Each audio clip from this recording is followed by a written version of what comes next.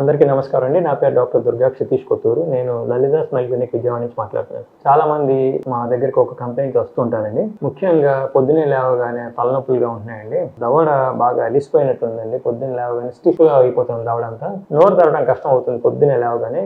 అలాగే ఈ జాయింట్ లో పెయిన్స్ వస్తున్నాయి. ఎందువల్ల అర్థం కావట్లేదండి.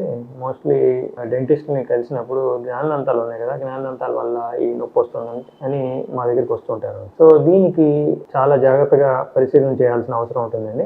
ఇలాంటి కేసెస్లో ఏంటంటే రాత్రిపూట పళ్ళు నూరుతున్నారు అనే ఒక అనుమానం రావచ్చు అనమాట మాకు. సో దానికి ఏంటంటే మేము పళ్ళని చూస్తాం. పళ్ళని ఎగ్జామిన్ చేసినప్పుడు పళ్ళని అరిగిపోయి ఉంటాం, పళ్ళల్లో క్రాక్స్ కనపడటం లాంటివి చూస్తుంటాం అనమాట. ఇలాంటివి చూసినప్పుడు నైట్ మొత్తం పళ్ళని బాగా నూరుతున్నారని చెప్పి అర్థం చేసుకుంటాం అనమాట. సో ఇది కన్ఫర్మ్ చేయడానికి ముఖ్యంగా వాళ్ళ భార్యనో లేకపోతే భర్తనో అడిగి తెలుసుకోవడం ద్వారా వాళ్ళు చెప్తుంటారండి. రాత్రిపూట అంతా సౌండ్లు వస్తుంటాయండి, లేచి చూస్తే పళ్ళని నూరేస్తుంటారు, ఇలా నవ్వులుతుంటారు పళ్ళని, అలాగే పళ్ళని గట్టిగా బిగబట్టి ఉంచుతారు అని చెప్తుంటారండి. సో ఇట్లాంటివి ఉంటే మాత్రం నైట్ గ్రైండింగ్ లేదా బ్రక్సిజం అనే ఒక సమస్యతో బాధపడుతున్నారని అర్థం అనమాట. అలా ఉన్నప్పుడు మార్నింగ్ లేవగానే ఈ జా అంతా అలిసిపోయి ఉంటాము, నోరు తెరవలేకపోవడం, హెడేక్స్ రావడం లాంటివి చూస్తుంటాం అనమాట. సో ఇలాంటివి గమనిస్తే మాత్రం వెంటనే దగ్గరలో ఉన్న దంత వైద్య నిపుణులను సంప్రదించి ఈ హ్యాబిట్ ని మానడానికి ఏం చేయాలి అనే సలహా తీసుకోవడం అనేది చాలా ముఖ్యం అండి. ముఖ్యంగా ఈ బ్రక్సిజం అనే ఈ హ్యాబిట్ మామూలుగా వచ్చేది కాదండి. చాలా చాలా సమస్యల వల్ల, అంటే శరీరంలో జరిగే అనేక మార్పుల వల్ల, అనేక సమస్యల వల్ల ఈ హ్యాబిట్, ఈ బ్రక్సిజం అనేది చూస్తుంటాం అన్నమాట.